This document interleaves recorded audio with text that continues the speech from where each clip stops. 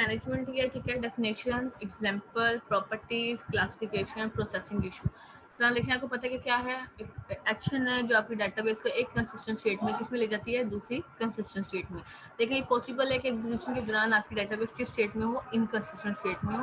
तो इसने एक डायग्राम के फॉर्म में बता दिया कि बिगन ट्रांजेक्शन, एंड ट्रांजेक्शन, यहाँ पे कंसिस्टेंट स्टेट में है, यहाँ भी कंसिस्टेंट स्टेट में है। पॉसिबल है कि जब वो यहाँ पे हो तो आपकी डेटाबेस किस स्टेट में हो, इनकंसिस्टेंट स्टेट में।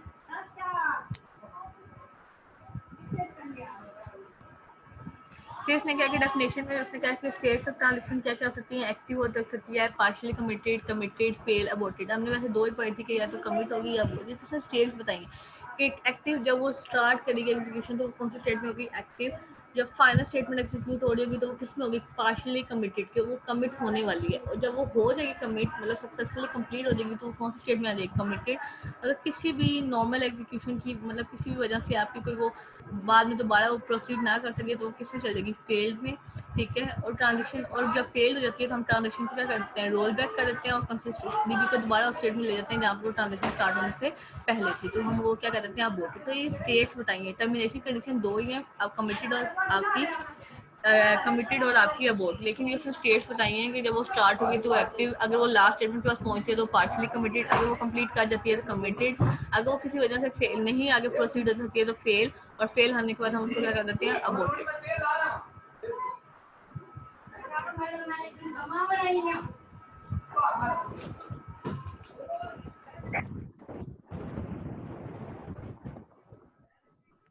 नेक्स्ट उसने कहा है कि आपकी एग्जांपल है कि आपने 10% जो बजट है वो एक कैट कैम्प प्रोजेक्ट का क्या करना है, इंक्रीज करना है, ठीक है। The query can be specify transaction, provide a name for the transaction resulting a begin and end tag. Transaction budget update, ठीक है। इसमें begin execute actual update project, project वाले को आपने एग्जीक्यूट करना है, उसके बजट को क्या करना है, स्टैटिक 1.1, और उसका पी नेम क्या है, कैडेन 10। तो इस तरह की आपको ऊपर स्टेटमेंट आएगी और आपने इस तरह नीचे क्या लिखनी होगी, उसकी ट्रांजैक्शन मतलब एक क्यूरी लिखनी होगी किस फॉर्म में, ट्रांजैक्शन की फॉर्म में। एग्जाम्पल वही सेम है, एयरलाइन वाली है कि 3 आपके फ्लाइट कस्टमर एफसी है, ये आपकी क्या है, ट्रांजेक्शन है। इसको मैं दोबारा रिपीट नहीं कर रही, काफ़ी दफ़ा कर चुकी हूँ। ये एक दूसरी वही सेम एग्जाम्पल है, ठीक है। तो आपको सेकेंड आपकी बुक में भी यही एग्जाम्पल है, तो बार बार हर जगह यही एग्जाम्पल आ रहा है, तो एग्जाम्पल को ज़्यादा अच्छे से कीजिएगा।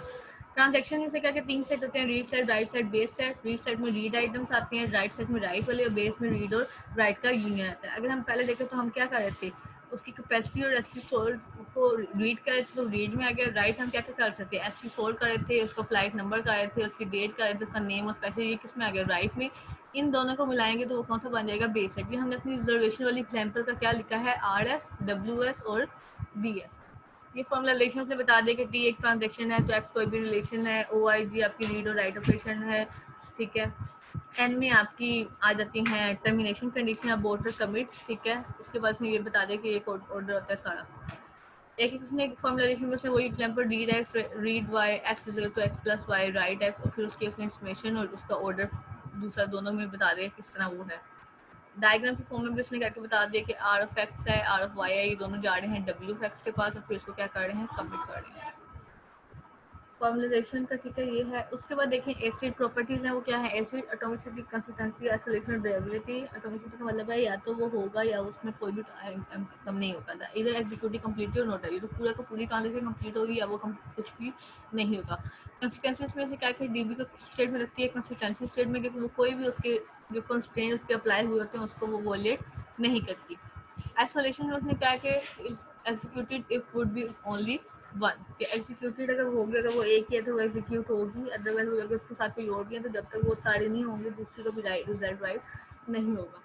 ड्यूरेबिलिटी का उसने कहा कि इसमें क्या होता है, update of committed transaction permanent, जैसे ही आपकी ट्रांजेक्शन जल्दी कमिट हो जाती है, कंप्लीट हो जाती है, तो उसका रिजल्ट डाटाबेस पे क्या हो जाता है, परमानेंटली राइट आउट हो जाता है। एटोमिसिटी का उसने बताया इधर ऑल और नॉन, या तो सारी होगी या कोई भी नहीं। अगर तो किसी इनपुट एरर वगैरह की वजह से कोई आता है तो उसके लिए होती है ट्रांजेक्शन रिकवरी, और अगर किसी सिस्टम क्रैशेस की वजह से आती है तो क्या होती है, क्रैश रिकवरी। कंसिस्टेंसी में उसने क्या करेक्टनेस डाटा होती है, ठीक है। वो डाटाबेस को एक कंसिस्टेंट स्टेट में रखती है, जहाँ से कंसिस्टेंट स्टेट से दूसरी कंसिस्टेंट स्टेट में लेके जाती है। दरमियान में पॉसिबल है कि आपकी जो है वो किस स्टेट में ना हो, कंसिस्टेंट स्टेट में ना हो। अब उसने क्या किया, transaction correct program and do not violate transaction क्या होती है, करेक्ट प्रोग्राम होता है, वो हमारी डेटाबेस की इंटीग्रिटी कॉन्स्ट्रेंट को जो उसके रूल्स अप्लाई होते हैं उसको वॉयलेट नहीं करती। अगर वो उसको वॉयलेट कर देगी तो हमारी डेटाबेस कंसिस्टेंट स्टेट में नहीं रहती। डर्टी डेटा आपको पता है, वो डाटा जो हमें ट्रांजेक्शन के कंप्लीट होने से पहले रीड आउट करें या उसको अपडेट करें तो वो क्या होता है, डर्टी डाटा। उसने बताया कि डिग्री 0 है, डिग्री 1 है, डिग्री 2 है, डिग्री 3 है। आपको पता है डिग्री 0 क्या है कि कोई भी डाटा ओवरराइट नहीं करेगी। डिग्री 1 डिग्री 0 भी आएगी और डिग्री उसकी अपनी भी आएगी। अपना उसका क्या है कि वो कोई भी राइट नहीं करेगी जब तक अपनी ट्रांजेक्शन नहीं होगी। डिग्री 2 क्या है कि वो कोई डर्टी डाटा रीड नहीं करेगी। और डिग्री 3 क्या है कि वो किसी और को अपने डाटा से रीड नहीं करेगी। और पिछली डिग्री में क्या होती जाएगी, ऐड होती जाएगी। तो सबसे जो हाईएस्ट है वो कौन सी है, डिग्री 3। आइसोलेशन का उसने क्या क्या है कि the property of transaction which require each transaction seed consistent database, कि आपकी हर ट्रांजेक्शन को एक कंसिस्टेंट डेटाबेस नजर आए। इसलिए जब तक ट्रांजेक्शन कंप्लीट नहीं होती उसका रिजल्ट आपकी दूसरी ट्रांजेक्शन को नजर नहीं आता। ठीक है, सीधा उसने क्या किया, अगर बहुत सी ट्रांजेक्शन आपके एग्जीक्यूट हो भी रही है तो the result must be same if they were executed serially in some order. अगर वो सीरियलाइजेशन सीरियल में पहले पहली ट्रांजेक्शन हो, फिर दूसरी और फिर तीसरी और फिर चौथी हो तो वो ठीक रहती है। लेकिन अगर एक के दरमियान में दूसरी दूसरी के दरमियान तीसरी हो तो पॉसिबल है कि वैल्यूज क्या हो जाए, उनकी गलत हो जाएंगे। अभी तक T1 चल रही है और T2 भी बीच में चल रही है, तो T1 ने वैल्यू अपडेट कर दी लेकिन T2 वही पुरानी वैल्यू ले रहा है, तो ये आपकी क्या आ जाती है, इसमें प्रॉब्लम्स आ जाती है। उसने कहा कि two concurrent transactions access data item that is being updated one of them, आपकी दो जो ट्रांजेक्शन है वो एक ही डाटा एक्सेस कर रही है जो किसी वजह से एक की वजह से उसे चेंज कर दिया। It is not possible to guarantee that the second will read the correct value. तो हम ये नहीं कह सकते कि हमारी T2 ने T1 वाली वैल्यू है वो सही वैल्यू रीड करे, मे बी वो उसकी पुरानी वैल्यू रीड करे, अभी न्यू वैल्यू रीड ना करे, क्योंकि उसकी तो ट्रांजेक्शन जब ट्रांजेक्शन कमिट होगा तो उसकी वैल्यू चेंज होगी, जब तक वो कमिट नहीं होगा उसकी वैल्यू चेंज नहीं होगी। इसी में वो एग्जांपल बताई थी कि अगर वो एक सीक्वेंस में चलेगा तो फिर तो वो सही है, लेकिन जब वो इस तरह चलेगा कि अभी T1 चल रही है और दरमियान में T2 ने रीड कर लिया, क्योंकि T1 ने जब यहाँ पे आना है तो उसे राइट करना है और कमिट करके उसका डाटा शो होना है, लेकिन उसने पहले ही रीड कर लिया तो पॉसिबल है कि टी एक्स की वैल्यू क्या थी, 50 थी। Concurrent execution T to read the value of x which is being changed, the result of x x is equal to 51 and is incorrect। उससे क्या है कि वो ऐसी वैल्यू रीड करेगा जो क्या चीज़ है, चेंज हो जाती है, तो इस वजह से ये क्या हो सकता है, आपका रिजल्ट क्या हो सकता है, इनकरेक्ट हो सकता है।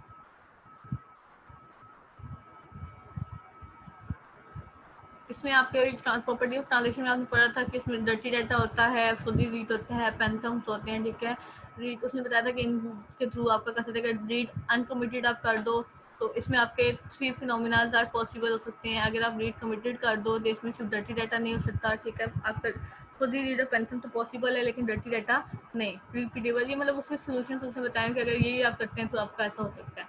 ड्यूरेबिलिटी में ये क्या है कि इन्फो अगर कमिट हो जाती है तो आपका सिस्टम ये गारंटीड करता है कि जो आपका रिजल्ट है वो लॉस नहीं होगा, और अगर किसी रिकवरी कोई आ भी जाता है तो वो उससे क्या कर देगा, रिकवर कर देगा। Database recovery use to achieve the task.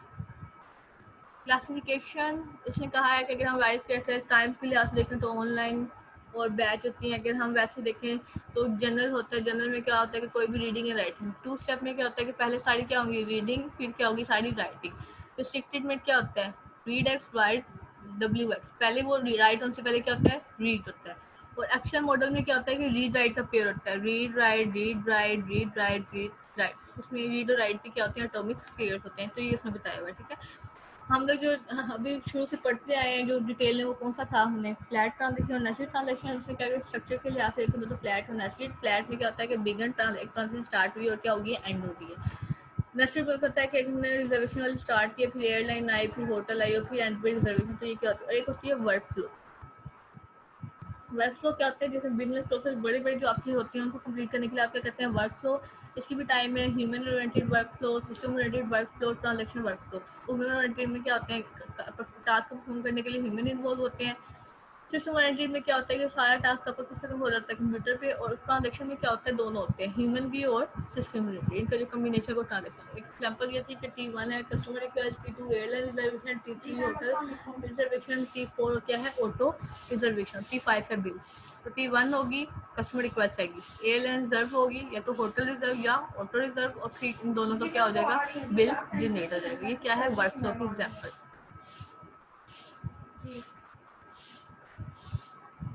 Transaction उसने कहा है कि ट्रांजेक्शन स्ट्रक्चर में आपकी फ्लैट आते हैं, नेस्टेड आते हैं, इंटरनल डेटाबेस कंसिस्टेंसी में आपका सिमेंटिक डेटा कंट्रोल आती है, रिलायबिलिटी प्रोटोकॉल्स आप इस्तेमाल कर होते हैं, कंकरेंसी कंट्रोल एल्गोरिथम्स आप यूज़ कर होते हैं, रेप्लिका कंट्रोल प्रोटोकॉल यूज़ कर होते हैं। तो ये आपके डिफरेंट क्या कर होते हैं, इशूज़ हैं कि आपको ये चीज़ें यूज़ करनी पड़ती हैं, reliability protocols, algorithms, replica protocols वगैरह सब कुछ आपको करना पड़ रहा है। अगर हम कंक्लूजन देखते हैं तो हमने पहले क्या पढ़ा था कि हमने अगर पढ़ा था कि आपकी डाटा क्या है, ट्रांजेक्शन क्या है, collection of action that perform the system from one consistent state to another। फिर हमने पढ़ा कि transaction can be viewed as partial relation t is equal to this summation of this, उसने क्या कि summation is a set of all operation and this denote the order of operation। ये दो का कॉम्बिनेशन, इसमें हम बताते हैं कि उसका कौन कौन से ऑपरेशन है। ऑपरेशन में आपकी रीड राइट ऑपरेशन आ जाती है और टर्मिनेशन कंडीशन, और दूसरा जो है वो ऑर्डर आपकी ऑपरेशन के किस में आपका ऑपरेशन ऑर्डर होगा। फिर हमने उसको डायग्राम की फॉर्म में करके दिखाया था, जैसे आप कहे थे कि एक्स को रीड कर रहे थे, वाई को रीड कर रहे थे, फिर उनको प्लस करते और फिर वाई डब्ल्यू में क्या कहते हैं राइट, उसने उसको ऑर्डर में भी करके दिखा दिया था। उसे कहा था कि ट्रांजैक्शन मैनेजमेंट आपकी 4 प्रॉपर्टीज है ट्रांजैक्शंस की, जिसके थ्रू हम क्या करते हैं आपकी प्रॉपर एम अपना अचीव करते हैं। कौन कौन सी हैं, एटॉमिसिटी है, कंसिस्टेंसी, आइसोलेशन और ड्यूरेबिलिटी। उसे क्या ट्रांजैक्शन को हमने क्लासिफाइंग किया हुआ है टाइम के लिहाज से। तो अगर हम टाइम के लिहाज से करें तो वो कौन सा होता है, ऑनलाइन शॉर्ट लाइफ और लॉन्ग लाइफ, मतलब ऑनलाइन और बैच। अगर हम ऑर्गेनाइजेशन ऑफ रीड और राइट के थ्रू से देखें तो वो आपका था 2 स्टेप था, जनरल था कि कोई भी सीक्वेंस नहीं है, 2 स्टेप था, ठीक है। फिर आपका एक रिस्ट्रिक्टेड था, फिर रिस्ट्रिक्टेड 2 स्टेप था। स्ट्रक्चर में उसने बताया कि 2 हैं, फ्लैट और नेस्टेड और वर्क ओवरफ्लो। फ्लैट भी आपने पढ़ी, नेस्टेड भी पढ़ी और आपने वर्क फ्लो को भी देख लिया, ठीक है। फिर ट्रांजेक्शन प्रोसेसिंग इन, फिर उसने कहा कि ट्रांजेक्शन प्रोसेसिंग इन्वॉल्व रिलायबिलिटी। जो आप ट्रांजेक्शन प्रोसेस कर रहे हो उसमें क्या क्या होनी चाहिए, रिलायबिलिटी होनी चाहिए कि आपकी डाटा क्या होना चाहिए, रिलायबल, कंकरेंसी, रेप्लिका प्रोटोकॉल। देखो आपको पता है ना, होस्टेड डाटा हमारा रेप्लिकेट हुआ तो हमें रेप्लिका प्रोटोकॉल भी इस्तेमाल करने होते हैं, ठीक है, ताकि हमारी जो जितनी भी प्रॉपर्टीज हमने कहा है वो हमारी क्या हो, उसको इंश्योर कर सके। प्रॉपर्टीज कौन कौन सी है, एटॉमिसिटी, कंसिस्टेंसी, आइसोलेशन और ड्यूरेबिलिटी। तो बेटा आपका जब से मैं आपको पढ़ा रही तो आपने यही चीज़ ध्यान में पढ़ी है कि ट्रांजेक्शन क्या है, उसकी एग्जाम्पल, उसकी प्रॉपर्टीज और उसकी टाइप्स, फॉर्मुलाइजेशन वगैरह सब कुछ। एनी इशू, कोई इशू है आप लोगों को इन स्लाइड्स सब में? तो ये टोटल आपके पास 4 फाइल्स हैं। अब पहले जो फाइल्स करवाई थी, फिर जो कल करवाई है, और 2 फाइल्स ये वाली हैं।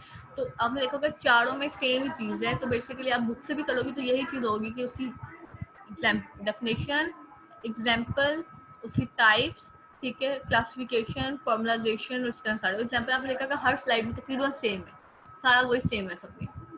तो बेशक बुक से भी आप देख लेना यही है। और अगर आप ज़्यादा अच्छे से प्रिपेयर, आप सबसे पहले वाली स्लाइड कर दीजिएगा, क्योंकि वही सेम स्लाइड एलसी में पढ़ाई गई है। तो आपने उसको ज़्यादा अच्छे से करना है। बाकी इसमें से भी आपने कर लेना है, कोई थोड़ी सी डिफरेंस है तो वो कर लीजिएगा। अदरवाइज आपने कोई ज़्यादा अच्छी जो करनी है वो फर्स्ट वाली स्लाइड करनी है जो मैंने सबसे पहले करवाई थी, ठीक है, वो एलसी वाली वो स्लाइड्स हैं।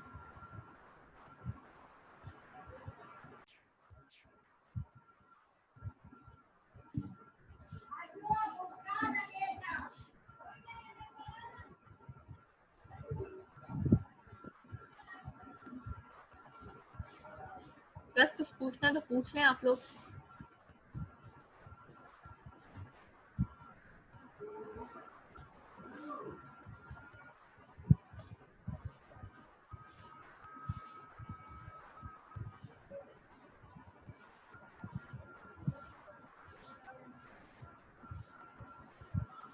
आपको पता है ट्रांजेक्शन का क्या होता है?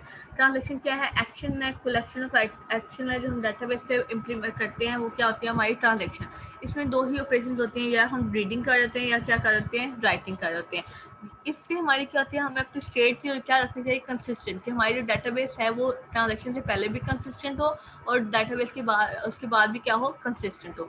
तो उसने क्या किया, transaction make transformation of system state preserving, क्या करती है हमारे सिस्टम की स्टेट को एक से दूसरी की। देखो एक जब एक एक्शन परफॉर्म होता है तो पहले हमारा डाटा कुछ और होता है, बाद में वो चेंज हो जाता है। लेकिन वो स्टेट तो चेंज उसकी करे, लेकिन उसकी कंसिस्टेंसी को क्या करे, प्रिजर्व करे, मतलब उसकी कंसिस्टेंसी, उसकी करेक्टनेस ऑफ डाटा खराब ना हो, हमारी डाटाबेस चेंज होने के बाद भी किस स्टेट में रहे, कंसिस्टेंट स्टेट में रहे। A transaction is a sequence of read and write operation together with a computation step, assuming that transaction may be executed concurrently with other. Concurrency transmission must be provided, failure में during execution failure transmission must. उसने कहा है कि transaction क्या होती है, साथ साथ आपकी क्या होती है, एग्जीक्यूट होती है, ठीक है। उसमें उसने कहा है ये क्या है कि आपकी ट्रांजेक्शन में क्या होती है, sequence of read and right, या तो रीडिंग हो रही है, क्या हो रही है, राइटिंग हो रही है इकट्ठी, ठीक है। अगर किसी वजह से एग्जीक्यूशन के दौरान फेलियर आ जाता है तो हमें फेलियर ट्रांसपेरेंसी प्रोवाइड करनी चाहिए, मतलब उस फेलियर से रिकवरी होनी चाहिए, या तो हम अपने एक्शन सारे रोल बैक कर दें, या हमारी ट्रांजेक्शन क्या हो, रिकवर और दोबारा वो क्या हो, वहीं से एग्जीक्यूट हो। एग्जाम्पल में देखो, उसमें क्या है कि जी आपकी डाटाबेस में एक फ्लाइट का टेबल है, एक कस्टमर का, एक एफसी के नाम से आपका टेबल है, उसमें ये आपके क्या है, एट्रीब्यूट है। उसने ट्रांजेक्शन स्टार्ट की, उसने इनपुट लिया flight number, date, customer name, उसने एग्जीक्यूट किया, फ्लाइट वाले टेबल को अपडेट किया, जो एसटी सोल्ड वाले थे उसमें क्या कर दिया, +1, फ्लाइट नंबर में फ्लाइट नंबर डाल दिया और डेट में डेट। फिर उसने ये करने के बाद जो डाटा था वो सारा किसमें कर दिया, एफसी वाले टेबल में क्या कर दिया, ऐड कर दिया। ये एग्जाम्पल आपकी तीनों स्लाइड्स में सेम है कि आपने एक रिजर्वेशन करनी है, कि आपने यूजर से फ्लाइट नंबर लेनी है, डेट लेना है, कस्टमर नंबर लेना है। इस एग्जाम्पल में हम ये अज्यूम कर रहे हैं कि हमारी अभी सीट वैकेंट हैं, सारी सीट सोल्ड आउट नहीं हुई। प्रॉपर्टीज जो हैं, प्रॉपर्टीज में देखो तो आपको पता है, मैंने आपको बताया था ACID, एटॉमिसिटी, कंसिस्टेंसी, आइसोलेशन और ड्यूरेबिलिटी, ठीक है। एटॉमिसिटी का मतलब है ऑल और नथिंग, या तो होगा या कुछ भी नहीं होगा, मतलब अगर आपकी ट्रांजेक्शन किसी वजह से फेल हो जाती है तो उसके जितने भी एक्शन है वो क्या हो जाएंगे, रोल बैक हो जाएंगे। कंसिस्टेंसी के आपने डाटा को कंसिस्टेंट स्टेट में ही रखना है, एक से दूसरी स्टेट में जाएगा लेकिन डाटा क्या होगी, कंसिस्टेंट होगी, correctness of a transaction. Isolation उसने क्या कहा था कि हमारा ट्रांजेक्शन सिर्फ सी एक कंसिस्टेंट डाटाबेस, हमारी ट्रांजेक्शन से जो रिजल्ट होंगे सिर्फ जो कंसिस्टेंट रिजल्ट होंगे, जो करेक्ट होंगे वो सिर्फ शो होंगे, अदरवाइज वो हमारे अभी जब तक कंप्लीट रिजल्ट नहीं होंगे वो हमारी डाटाबेस में शो नहीं होंगे।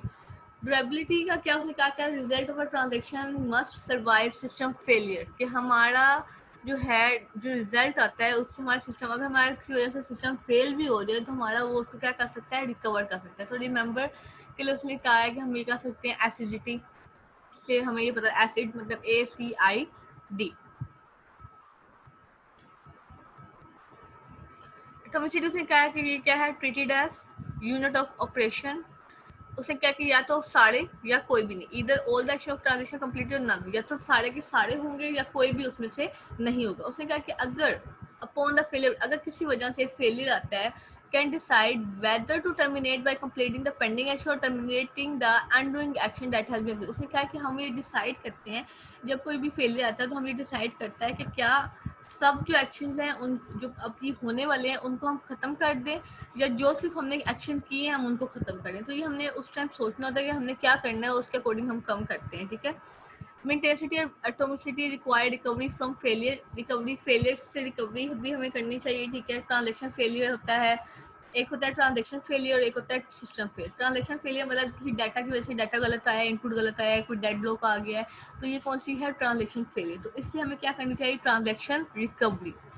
सिस्टम फेलियर का मतलब है कि हमारी जो डाटाबेस है, जो हमारा मीडिया है, या हमारा जो प्रोसेसर है, हमारी कोई कम्युनिकेशन ब्रेकेज है, मतलब कोई हमारी अपनी हार्डवेयर की वजह से, हमारी डाटाबेस की वजह से जो फेलियर आया है वो कौन सा फेलियर है, सिस्टम फेलियर। तो उससे रिकवरी के लिए हम क्या, कौन सी रिकवरी, हमारी crash recovery. Classification of consistency आपको मैंने बताया था कि डर्टी डाटा, पहले सबसे पहले हमें पता होना चाहिए कि डर्टी डाटा क्या है। Data value data be written by transaction prior to its commitment. Dirty data वो वैल्यू होता है, आपको पता है डाटा हमारा करेक्ट वो होता है जो कमिटमेंट के बाद आता है, मतलब जो हमारी ट्रांजेक्शन कमिट हो जाती है तो उसके बाद जो डाटा होता है वो हमारा क्या होता है, करेक्ट होता है। तो कमिट से पहले अगर हम कोई वैल्यू रीड कर रहे हैं या राइट कर रहे हैं तो वो हमारा कौन सा डाटा है, डर्टी डाटा, कि वो डाटा हमारा करेक्ट नहीं है, क्योंकि जब तक ट्रांजेक्शन कंप्लीट नहीं हो सकती हम नहीं कह सकते कि हमारा ये डाटा क्या है, करेक्ट है।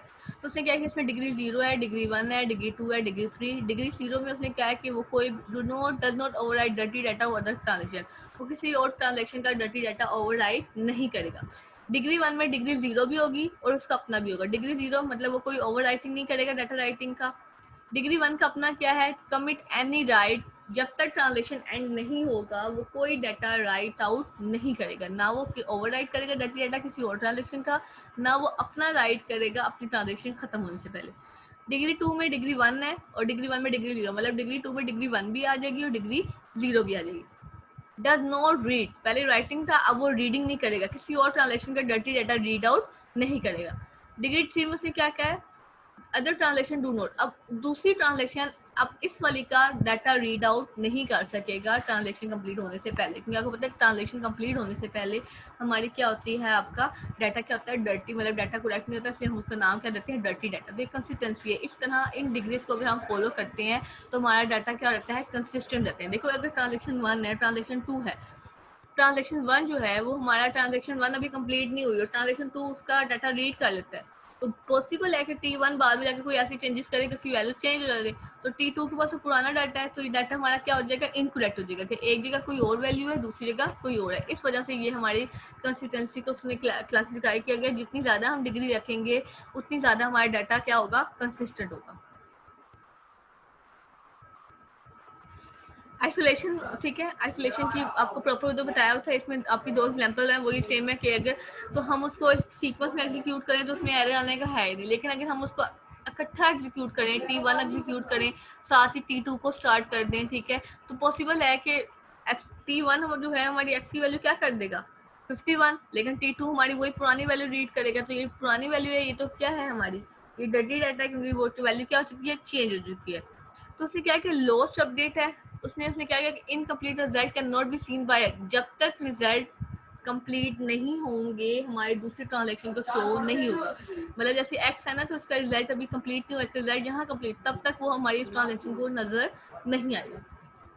Cascading report उसने क्या कि if T1 decide to abort all transaction that has been set T1 incomplete result must be, अगर हमारी T1 और T2 है, किसी वजह से अगर हमारी जो T1 है वो हमारी खत्म अबोर्ट हो जाती है, मतलब वो ट्रांजेक्शन फेल हो जाती है, एग्जीक्यूट नहीं होती, तो उसका रिजल्ट जिसने भी रीड आउट किया है वो भी साथ क्या हो जाएंगी, एंड हो जाएंगी, क्योंकि वो ट्रांजेक्शन एंड होगी, उसका मतलब उसमें कोई ना कोई एरर था, इस वजह से हुई, तो साथ वो, तो ये इसको क्या कहते हैं, कास्केडिंग अबोर्ट। आइसोलेशन, ठीक है, उसने क्या किया, आइसोलेशन क्या है, and executing transaction can not reveal it result to other concurrent transaction before, जब तक वो ट्रांजेक्शन कमिट नहीं हो जाती, कंप्लीट नहीं हो जाती, उसका रिजल्ट किसी और ट्रांजेक्शन को या किसी डेटाबेस में नजर नहीं आएगा। तो क्या क्या आइसोलेशन किससे रिलेट करती है, सीरियलाइजेशन से। If several transactions execute concurrently, the result must be same if they were executed serially in same order. उसने कहा कि अगर ट्रांजेक्शन एक साथ हो रही हैं तो उनका रिजल्ट एक साथ होना चाहिए, क्योंकि वो एक सीक्वेंस में एक सेम ऑर्डर में क्या हो रही है, एग्जीक्यूट हो रही है। There is a strong relationship between isolation और डिग्री ऑफ कंसिस्टेंसी। उसने कहा कि आइसोलेशन और कंसिस्टेंसी में बहुत ज़्यादा रिलेशन है आपका, डिग्री 0 है, डिग्री 2 है, डिग्री 3 है, डिग्री 0 में उसने कहा है कि ये क्या है, लो लेवल ऑफ आइसोलेशन है, क्योंकि आपने खुद ही देखा था उसमें एक डिग्री 2 में आपको पता है डिग्री 0 भी आ जाती है, डिग्री 1, तो इसमें उसने कहा है कि सोल्व बोथ लॉस्ट अपडेट और कास्केडिंग। अगर हम डिग्री 2 इस्तेमाल करते हैं तो हमारी जो लॉस्ट अपडेट वाली और कास्केडिंग का बोर्ड वाली प्रॉब्लम आती है, इससे सोल्व हो जाती है, और डिग्री 3 में हमारी फुल आइसोलेशन होती है, तो हमारे एरर आने के चांस नहीं होते। प्रोबेबिलिटी आपको पता है, one the transaction commit it result permanent and can not be raise even the system failure, के एक दफा आपको जब डाटाबेस आपको ट्रांजेक्शन कंप्लीट हो जाए तो उसका रिजल्ट परमानेंटली डाटाबेस में स्टोर हो जाता है, और अगर सिस्टम फेलियर होता भी है तो वो इरेज नहीं होता, हम अपनी डाटाबेस को क्या कर लेते हैं, रिकवर कर लेते हैं। टर्मिनेशन ऑफ ट्रांजेक्शन, ठीक है, टर्मिनेशन ऑफ ट्रांजेक्शन में आपको पता है ट्रांजेक्शन की दो आपकी होती है, एक होता है कमिट और एक होता है abort. Transaction always terminate, if the task is successful तो वो क्या आएगा, कमिट, और अगर वो इनकम्प्लीट है तो वो क्या होगा, अबोर्ट। इनकम्प्लीट क्या है, या तो आपका किसी फेलियर की वजह से कोई कंडीशन सेटिस्फाई नहीं किया, डाटा इनपुट था, तो वो क्या हो जाएगी, अबोर्ट। रोल बैक कुछ करते हैं हम, रोल बैक क्या करते हैं, अगर जो एक्शन हमारे डन हो भी चुके हैं वो उसको क्या कर देगा, अनडू कर देगा, and return the DB two it's state before execution, और जिस स्टेट में पहले वो था स्टार्ट होने से पहले वो उस स्टेट में आपकी डाटाबेस को ट्रांसफर कर देगा। कमिट का मतलब है the point of no return, अगर एक दफा आप कमिट कर लेते हैं तो फिर कोई रिटर्न का पॉइंट नहीं है, आपका जो रिजल्ट आया है वो परमानेंटली डेटाबेस पे क्या हो जाएगा, राइट हो जाएगा, ठीक है। इसमें ड्यूरेबिलिटी भी आ जाती है और कंसिस्टेंसी भी आ जाती है कि वो डाटा बाकी को विजिबल होने भी लग जाता है और परमानेंटली आपका डाटा क्या होता है, स्टोर होता है। ये एक आपका एग्जाम्पल थी, ठीक है, वही सेम एग्जाम्पल थी कि आपने पहले लिया, ठीक है, आपने फ्लाइट नंबर ले लिया, डेट ले लिया, कस्टमर नंबर ले लिया, आपने एक टेबल में से फ्लाइट वाले में से एससी सोल लिया, कैप लिया, एससी सोल आपने टेम्प 1 में डाल दिया, कैप आपने टेम्प 2 में डाल दिया। आप चेक कर रहे हैं कि टेम्प 1 और टेम्प 2 इक्वल है या नहीं, अगर एससी सोल और कैपेसिटी सेम है, मतलब जो सीट हमारी सोल्ड हो चुकी है और हमारी जो कैपेसिटी है वो सेम है, इसका मतलब हमारे कोई भी हमारे पास अब मजीद कैपेसिटी नहीं है, हमारे पास मजीद कोई भी सीट फ्री नहीं है, तो क्या कह दो आउटपुट, नो फ्री सीट और अबोर्ट। अगर कोई एक्शन आपने परफॉर्म किया भी है तो आप उसको क्या कर दो, रिमूव कर दो, अनडू कर दो।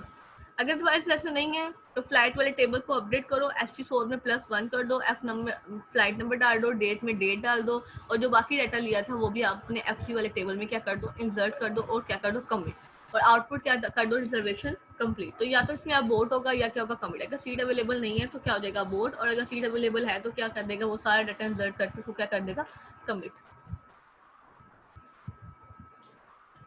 नेक्स्ट है फॉर्मुलाइजेशन। कैरेक्टरिस्टिक्स आपको पता है 3 सेट होते हैं, रीड सेट, राइट सेट और बेस सेट। रीड सेट में रीडिंग आती है, राइट सेट में राइट जो हम कर रहे हैं, और बेस सेट इन दोनों का क्या होता है, यूनियन होता है कि read set union base set. ठीक है।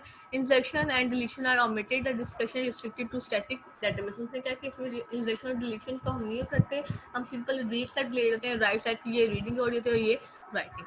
आपको पता है ओ जे है, ओ जे क्या है, रीड और राइट। ओ एस जो है उसका मतलब है ऑल ऑपरेशन इन टी, जितनी भी ऑपरेशन हो रही होती है वो किसमें आ जाती है, ओ एन एस में। एन जो है वो क्या है, टर्मिनेशन कंडीशन। तो इसका मतलब अगर हम समेशन लें तो वो समेशन किसका है, ओ एस का और एन का। इसमें उसने क्या है कि पार्शियल ऑर्डर जो पी है वो दो चीज होती है, एक होती है दिस, ये कहते हैं डोमेन, और ये क्या है, इररिफ्लेक्सिव एंड ट्रांजिटिव रिलेशन। अगर हम पहले अपने समेशन इसको देखें तो ये क्या किसके इक्वल होता है हमारा, ओ एस यूनियन एन आई। ओ एस क्या होती है, ऑल ऑपरेशन, एन क्या है, टर्मिनेशन कंडीशन। जबकि हमारा ये जो है ये क्या है, हमारा उसका कंप्लीट ऑर्डर, कि किस ऑर्डर में हमारी जो है वो ट्रांजेक्शन क्या होगी, एग्जीक्यूट होगी। उसने क्या फॉर्मुलाइजेशन ट्रांजेक्शन कंसेप्ट को अगर हम देखें, उसने कहा है कि read X, read Y, X equal to X plus Y, write X. पहले रीड करो एक्स को, फिर वाई करो, इन दोनों को प्लस करो, प्लस करने के बाद किसमें राइट कर दो, एक्स में राइट कर दो, और क्या कर दो, कमिट। उसके बाद उसने देखो रीड एक्स, रीड वाई, वो कहाँ जा रहा है, डब्ल्यू एक्स में क्या हो रहा है, कमिट। अगर हम उसको देखें प्रॉपर के क्या क्या उसमें है, तो रीड एक्स हो रहा है, रीड वाई, डब्ल्यू एक्स और सी। अगर हम एक ऑर्डर देखें तो R of X, W X, R of Y, W X, W X और सी, आर ऑफ एक्स और सी, आर ऑफ वाई और सी। सारे कमिट हो रहे हैं ना, तो सारे उन्होंने कमिट के साथ लिख दिए। ठीक है। कैरेक्टरिस्टिक्स किसने कहा है, अब जो हमने टाइप करी थी, अगर एप्लीकेशन टाइप के लिहाज से देखें तो रेगुलर होती है, डिस्ट्रीब्यूटेड होती है, कंपलसेटरी होती है, हेटेरोजेनस होता है। अगर ड्यूरेशन के लिहाज से देखें तो ऑनलाइन होती है, बैच होती है। अगर स्ट्रक्चर के लिहाज से देखें तो फ्लैट, नेस्टेड, वर्कफ्लो। हम लोगों ने जो पढ़ा भी था वो कौन सा था, फ्लैट, नेस्टेड और वर्कफ्लो। अगर हम अकॉर्डिंग टू रीड और राइट ऑपरेशन देखें तो जनरल, जिसमें कोई उसका ऑर्डर नहीं होता। अगर टू स्टेप देखें तो और रीड ऑपरेशन बिफोर, सारी जो रीड ऑपरेशन होंगी वो पहले होगी, राइटिंग सारी बाद। रिस्ट्रिक्टिव में उसने कहा है कि data item must be read before return. अगर उसको आपने राइट करना है तो उससे पहले उसको रीड करना जरूरी है। रिस्ट्रिक्टेड टू स्टेप मतलब उसमें टू स्टेप भी होगा और रिस्ट्रिक्टेड भी होगा। और एक्शन में restricted where each write pair is atomic, restricted होगा लेकिन उसमें राइट और रीड पेयर क्या होगा आपका, एटॉमिक होगा। अगर हम स्ट्रक्चर टाइप से देखें तो फ्लैट होता है, जिसमें मतलब एक सिंगल और एक सिंगल एंड होगा और एक सिंगल बिगन और एंड जो मार्कर होगा उसमें क्या कहते हैं, फ्लैट। एक सीक्वेंस में आपकी एक ट्रांजेक्शन क्या हो जाएगा, एग्जीक्यूट। नेस्टेड में क्या होता है, एक ट्रांजेक्शन में जब दूसरी ट्रांजेक्शन होती है तो क्या आती है, नेस्टेड। नेस्टेड में दो होती है, एक होती है ओपन नेस्टिंग और एक होती है क्लोज। ओपन का मतलब है कि सब ट्रांजेक्शन जो है वो पेरेंट के बाद आपकी स्टार्ट होगी, पेरेंट से पहले खत्म होगी। उसकी कमिटमेंट जो है वो डिपेंड करके करेगी किसी पे, पेरेंट की। जब तक अगर पेरेंट कमिट नहीं होता तो आपकी जो चाइल्ड वाली ट्रांजेक्शन है वो कमिट नहीं हो सकती। क्लोज में ये क्या कि सब ट्रांजेक्शन एग्जीक्यूट भी होगी और कमिट भी क्या होगी, इंडिपेंडेंटली आपकी एग्जीक्यूट हो जाएगी। कंपनसेशन नेसेसरी है, लेकिन अगर मतलब किसी वजह से अगर पेरेंट वाला सही नहीं हुआ तो हमें उसको कंपनसेट करना पड़ेगा कि अगर किसी वजह से वो उसको अफेक्ट कर रहा है तो हम उसको क्या कर देंगे, अनडू कर देंगे। आर्किटेक्चर डिविजिटीज में था। ठीक है। ये क्या होता है, आपका ट्रांजेक्शन स्टार्ट होती है, वो कहाँ जाता है, टीएम के पास, टीएम से वो कहाँ आता है, एससी के पास, नीचे आपके डाटा प्रोसेसर्स होते हैं, यहाँ से वापस वो टीएम के पास आता है, और शेड्यूलर्स हो सकते हैं और भी डाटा प्रोसेसर हो सकते हैं, और फिर रिजल्ट आपका क्या हो जाता है, शो हो जाता है। ये क्या है आपका आर्किटेक्चर डिविजिटी डायग्राम है। यहाँ पे उसने क्या है कि यूजर यूजर आता है, वो किधर जाता है, यूजर इंटरफेस के पास जाता है, वहाँ से सिमेंटिक डाटा कंट्रोल आता है, फिर ग्लोबल क्यूरी ऑप्टिमाइजर होता है, फिर ग्लोबल एग्जीक्यूशन मॉनिटर होता है, फिर यूजर प्रोसेसर। मतलब जैसे बताया है कि आपका जो इंटरेस्ट कर रहे हैं तो उसमें कौन कौन सी चीज़ें आपकी क्या होती है इंक्लूड। बेसिकली आपकी ये वाली डायग्राम है जो आपकी बाकी स्लाइड्स में भी है, अगर आपको आता है तो आप मुझे ओके। ठीक है। ये वाली स्लाइड्स आपकी इतनी है, ये आपकी पीडीएफ की फाइल, फिर मैं दूसरी में से आपको पढ़ाती हूँ तो वो आपको मैं बता देती हूँ क्या है। हाँ।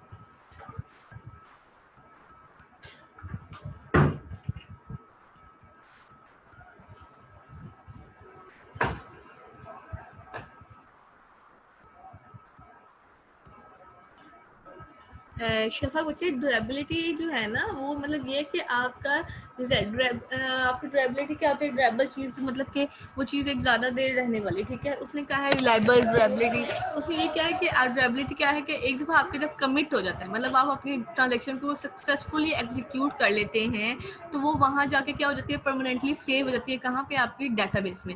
उसके बाद अगर आपकी किसी वजह से आपका फेलियर आ जाती है, डाटाबेस में आ जाती है, या किसी और वजह से आपका फिलर सिस्टम क्रैश हो जाता है, तो वो आपकी डेटाबेस को क्या कर लगता है, रिकवर कर लेता है। तो ये उसने उसका बताया। क्रैश रिकवरी मतलब देखो, उसने क्या कि दो तरह के फेलियर होते हैं। एक होता है हमारी ट्रांजेक्शन में फेलियर, हम जो ट्रांजेक्शन एग्जीक्यूट कर रहे हैं उसके अंदर कोई एरर आया है, मतलब वो मे बी डाटा जो दिया वो उसने गलत दिया है, या कोई और कंडीशन जो लगाई है वो उसने गलत लगाई है, तो वो जो आएगी फेलियर वो कौन सी होगी, ट्रांजेक्शन फेलियर। लेकिन अगर हमारे सिस्टम के अंदर जो हमारा सिस्टम हम यूज कर रहे हैं, जो हमारी डेटाबेस है, वो उसमें अगर किसी किस्म का हमारा एरर आ रहा है, तो वो हमारा कौन सा होगा, आपका रिकवरी। सिस्टम क्रैश होगा, ठीक है, क्रैश रिकवरी होगी। क्या हमारी क्रैश के हमारा सिस्टम किसी वजह से फेल हो गया, हमारी डेटाबेस, हमारी कम्युनिकेशन, जब हम किसी के थ्रू किसी चीज़ के थ्रू कम्युनिकेट कर रहे थे, मतलब कोई हमारा हार्डवेयर या कोई हमारा सॉफ्टवेयर जो है वो अगर खराब होता है, तो उससे जो रिकवरी होगी वो कौन सी होगी, क्रैश रिकवरी। समझ आइए शफक? अच्छा बच्चा, मैं दूसरी वाली आपको स्लाइड्स करने लगी हूँ, ठीक है।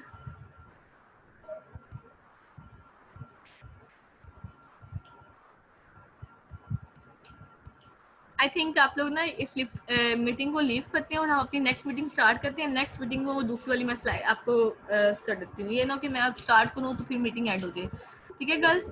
मैं मीटिंग को लीव करने लगी हूँ, आप दोबारा फौरन इस दूसरी वाली उसी लिंक पे दोबारा ज्वाइन कीजिएगा और दोबारा मीटिंग कीजिएगा, ठीक है। और वहाँ पे दोबारा अटेंडेंस भी होगी आप लोगों की।